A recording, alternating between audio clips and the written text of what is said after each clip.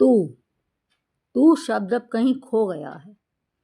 भले ही हम भगवान के साथ बात करने में, भगवान के साथ अपने आप को जोड़ने में तू शब्द का इस्तेमाल भगवान के लिए कर लेंगे, लेकिन अगर आपने किसी इंसान को सामने से या बच्चे को सामने से तू करके बोल दिया, तू यहाँ क्यों खड़ा है, तू ऐसा क्यों कर रहा है, तू बात नहीं सुनता है, तो लोग कहेंगे कैसी बदतमीज औरत है, इसको बात करने की तमीज नहीं है, इसका लहजा कितना गंदा है, तू करके बोलती है।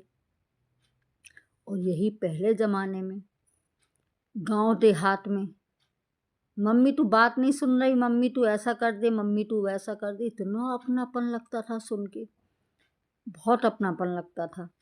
और आज के ज़माने में माँ अपनी औलाद से भी तू कहकर बात नहीं कर सकती।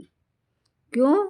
स्टैंडर्ड है भाई, बात करने का भी एक स्टैंडर्ड है। कैसे बोल रही हैं आप?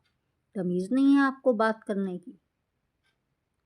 कुछ भी कह लीजिए, बदलते दौर में आप पे आ गए, भले ही अंदर से इज्जत ना दें पर ऊपर से मुंह से इज्जत करने लगे, लेकिन जो तू वाला अपनत्व था, तू वाला अपनापन था, तू वाला जो एहसास था, वो खो गया कहीं, वो अब नहीं मिलता देखने को।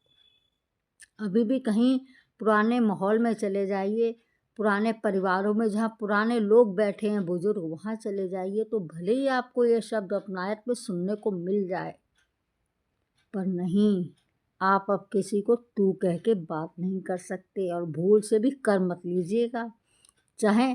और हकीकत है वो अपनेपन ही नहीं है। अब जब वो अपनेपन ही नहीं है तो वो तू के अपनत्व को कौन समझेगा? कोई नहीं समझेगा। आपको बदतमीज़ करार कर दिया जाएगा, आपको कहा जाएगा आप अनपढ़ हो, गंवार हो, आपको बात करने की समझ नहीं है, आप तू तड़ाक से बात करती हैं, चाहे कोई भी हो। तू की महिमा अपरंपार थी और अब सपरंपार हो गई।